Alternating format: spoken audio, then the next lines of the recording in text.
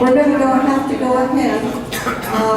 The other participant on the panel has failed to arrive, and I was pretty much out of pocket since 3 o'clock, so I don't know what's going on. This is Susan Chapman. She's a former city commissioner, one of the best we've ever had, and I've invited her to begin a discussion among us, because I don't want to have it just be panel. I think everybody here is deeply concerned about the impact of what this election has brought to the community.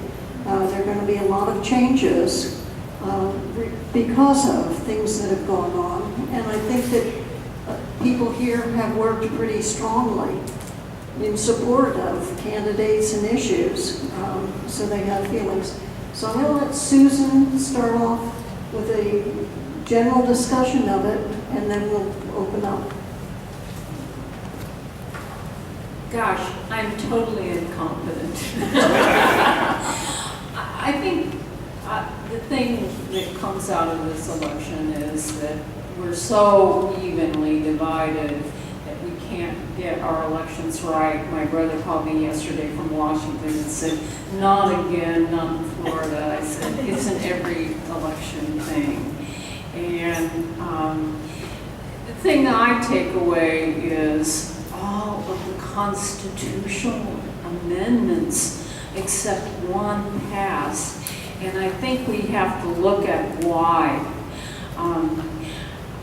Part of the thing that bothers me about it is nobody was discerning what was good and what was bad. They were voting yes on everything except one. And I don't know how many people with whom I talked, and I said, go to the League of Women Voters site. At least they explain all the amendments and they give recommendations. And you can understand where the tricks are in these state constitutional amendments. And I would think that voters would vote no if they didn't know what they were doing. But instead, they voted yes. And so we have some... Oh, all the signs told them to vote yes. Well, and that's another good thing. In some ways, it's a good thing, and for the city of Sarasota, it's a terrible thing. But all the vote yes for change the date, in my opinion, and the opinion of a very educated person who follows elections, Gretchen, that the vote yes signs made people vote yes for single-member districts. Because you couldn't really read change the date, and so it made them vote yes. Now, and people tend to support ballot initiatives anyway, as a general rule, so this was even more encouragement. Yes, and then for the individual candidates, they tended to vote party by party. And so, you know, what happened was that it pretty much followed the party, except for just a few percentage points.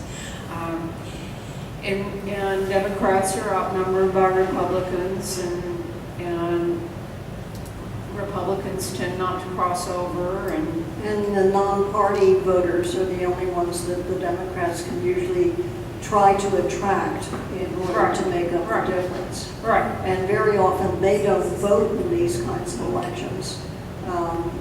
And I don't know the statistics as to, which was what Ron was going to be able to provide to us, was to show us the turnout like that.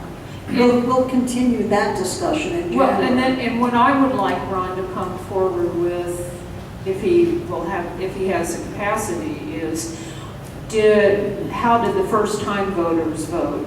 Because yes, we got out the vote, but did we get out an educated vote?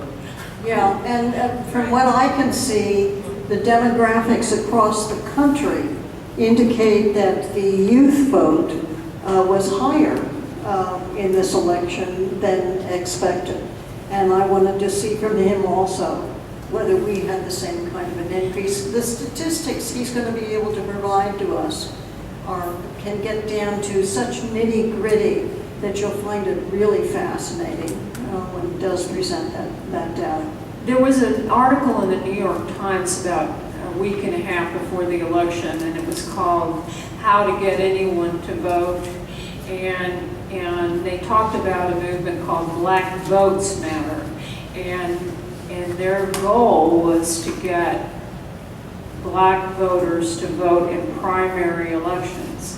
And I certainly saw a big get out the vote effort in the primary election, especially for Gillum in the Souls to the Polls. And we know that that's one reason Gillum won the primary. Gosh, the constitutional amendments really disturb me a lot. And the part that really disturbs me about change the date is that it never was honestly conveyed to the public that it's changing 2 dates. One is the date to November, which has great voter turnout, and the other is the primary or the first election, which is August, which is very partisan turnout. And so when I tried to talk to people about this election, about the change the date, it would take me half an hour to try to explain it to people. And I talked to some educated voters who didn't seem to understand. In fact, one person said, it says you don't always have to have an August primary. And that confused people. And so we'll see how that affects city elections. I think it's going to affect city elections a lot. Yeah, I expect the city to be very negatively affected by the outcome of some of these votes. Although I don't want to make people think that that's the first time, because I think, in a lot of ways, I blame the Democratic Party, because the Democratic Party wanted to turn Sarasota blue and make the elections more partisan. And so we got people on the city commission who got a great Democratic Party turnout in a nonpartisan election, and I think there was some reaction to that, and now we're going to have really partisan elections in the city instead of nonpartisan elections. Do you have an opinion about the election review going over to the county for the canvassing board? Do you have any judgment as to what you see the impact will be on city elections? I don't think the canvassing board has had much impact on city elections anyway. I think there was only one really close city election that the canvassing board made a difference, and that was when Dick Clapp and Paul Caragiulo ran. But basically, and that was 14 votes. But basically, it hasn't been that important. I would wonder, the question I have is how close do the signatures have to match? Because I'm left-handed and I couldn't sign in. I asked to be accommodated because I write upside down, and they said, oh, just write your signature on the form, we know who you are. But how much do you accommodate people on their signature? My husband had Parkinson's disease, and he voted by absentee ballot, and his ballot went through. I know, because when they compared the signatures, I started crying because his signature was so different. But I wonder how closely do the signatures have to match? Because that's one of the things they're talking about. Jerry, you wanted to say something? Jerry, can you come use the microphone, please? Sorry, Jerry, can you use the microphone because we want it on the video. Pardon? Use the microphone because we want it on the video, please. Sorry. Actually, I'm a poll watcher, so that's why I know that question. They look for particular things that match your signature. The whole thing doesn't have to match. but they look for the way you do an R, the way you do an S, and as long as that's there in some way, so.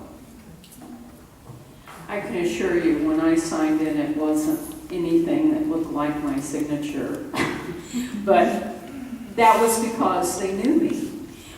If they don't know you and you're having trouble signing in on that machine, how does that work? Or on the absentee ballots. I'll tell you, one of the things about this election, especially in Arizona, makes me wonder why you would ever want to vote by absentee ballot. Are you sure that your ballot is going to be counted now?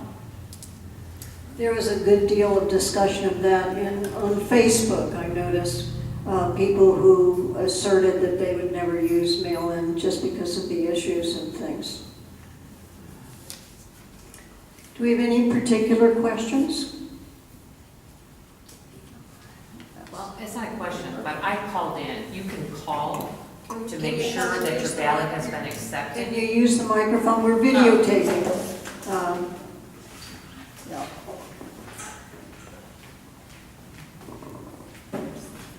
Yes, I called in. And I make sure that they accept it. And we always do absentee ballot, and that's what I do. I always follow it up with making sure that they get that they accepted it. And so it's a simple one. But I was about that, the hand, what if your hand's broken on the right? Exactly. So, there's got to be some provisions for that too when you go in. I wouldn't do it absentee, but I would certainly go in and argue that point. If they could see that your hand was broken on one side and you couldn't use it, you'd have to sign it with your left, correct? So. This is one of the important things. You have to be notified that your ballot has been received. And if you're not notified, you should be checking to make sure that it has, or why you haven't been notified that it was received. It isn't simply just mail it back and everything's taken care of. There's a double responsibility if you're using the vote by mail to follow up and make sure that your ballot's been counted. Well, and you can also look online and see if your ballot is in. But then the undervotes and the overvotes. When I first had my ballot, I thought, oh, I'm so clever, I brought a pen that marks it really quickly, and the dots showed through, and I had to vote twice. I had to get a second ballot because the machine rejected it. So does the machine reject overvotes? That's a question that I'm wanting to ask. Huh? Only during the recount. Yeah. The tabulator at my precinct rejected those and had to be dealt with. Right. When you put it in, I would think it would reject the overvote. And they put them aside. I think you said they put them aside. Those ones that are overvote, that Ron said that? No, And they but put them aside. when you vote in person and you put your ballot in the machine, wouldn't it come back out? It does, yes, It does. Yeah. they do. The overvotes And then on that the is mail. invalidated and they Oh, get. so it's only the overvotes on the mail-in So I ballot. do catch that. But maybe not the undervotes. No, that's not, Because because you you vote don't in the have- precinct, it comes back out, it's not. Right. You're done. No, So you know that. if you don't. All right. Okay.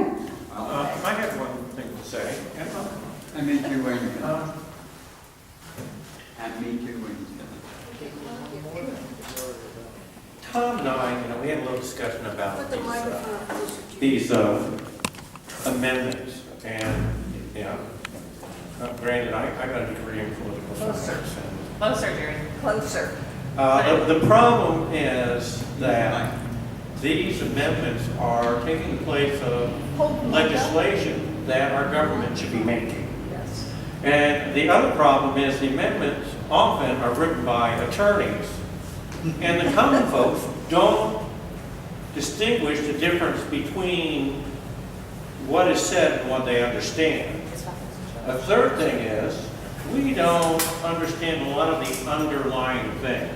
I'd already handed in my vote. And then I found out the story behind Beach Road on Siesta Key. And I thought, gee, I really wish I had known that before. And I consider myself somebody who does research on all these things, but you get these things in after you vote. So there's got to be a lot done to eliminate having too many of these amendments and to make them so that your average person can understand. Well, one of the most important things that I think needs to be done is there needs to be a single issue discussed in an amendment. Yes. Right. Not multiple. Right. Yeah. Yeah. Bundling, Well, forget it. and then those are the local ones that you're talking about. The city was a charter amendment, and then most of the ones that are the state ones are constitutional amendments.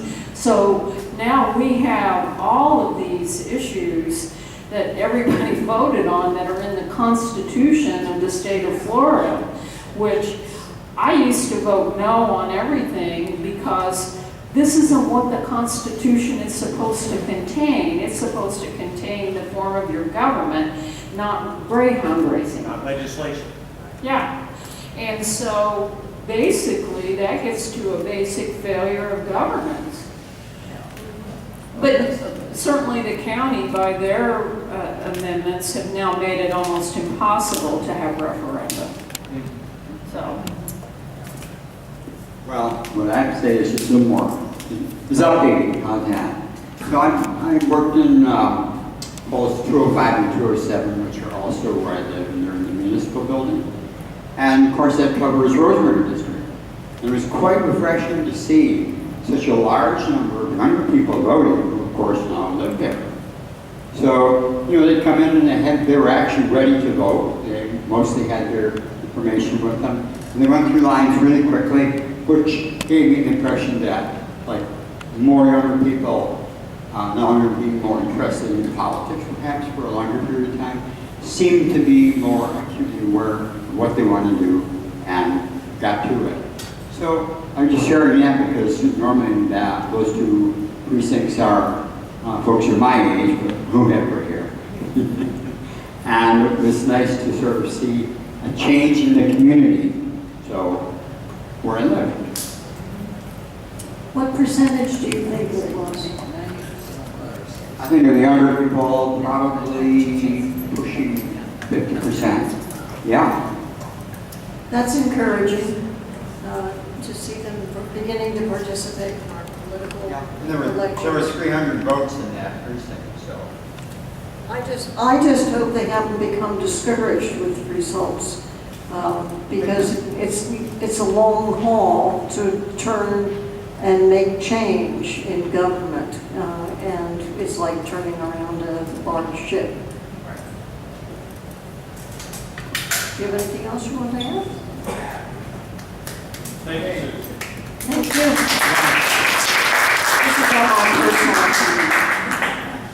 Well, thank you very much, and I'll try and reschedule Ron for January for our meeting in order to have him make the presentation that will really show you where the votes were and who voted, and goes all the way down to the precinct level. He has his statistics. That's really grand. Yeah, well, thank you very much. Thank you.